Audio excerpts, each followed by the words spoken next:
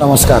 आज पहिल्यांदा उमेदवारी जाहीर झाल्याच्या पावणे 2 महिन्यानंतर हिनाताई मला भेटायला आल्यात। आम्ही महाराष्ट्राच्या सरकारमध्ये मित्रपक्षाची भूमिका बजावतो आहोत, परंतु इथं संघर्ष सुद्धा शिवसेना आणि बीजेपीचाच आहे।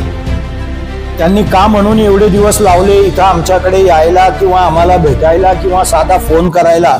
1.5 महिना त्यांना लागला। त्या जर पहिले आल्या असता तर कटुता एखाद्या वेळेला कमी झाली असती, पण एवढा संघर्ष आमच्या कार्यकर्त्यांचा आणि त्यांचा आहे। आमच्या सरपंच असलेल्या प्रत्येक गावामध्ये एक बी योजनेचा लाभ सत्ताधाऱ्यांकडून दिला जात नाही।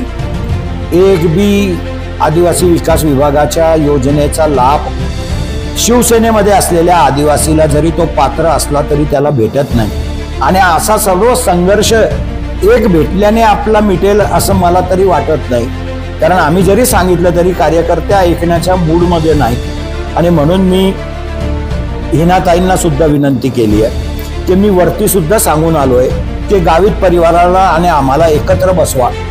जर आमचा संघर्ष काय आहे, आम्हाला काय त्रास आहे हे माझ्या गावित परिवारावर आणि गावित परिवाराचा माझ्यावर एखाद वेळेला विश्वास नसेल, पण तो कुठल्या तरी मोठ्या माणसाच्या समोर एकदा झाला तर मग भविष्यामध्ये कोण बदलतं, काय करतं, कोण काय करतंय हे सगळ्याचं कोणीतरी शहानिशा करणारा जबाबदार माणूस पाहिजे।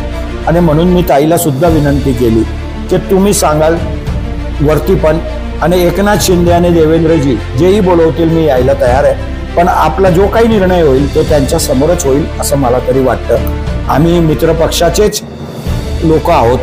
सत्तेमध्ये 3 पक्षाचंच सरकार आहे, पण दुर्दैवानं नंदुरबार जिल्ह्यामध्ये आम्ही विरोधी पक्षात आहोत असंच वागणं आम्हाला मिळत होतं, आणि त्याच्यामुळे कार्यकर्त्यांचा रोष आहे।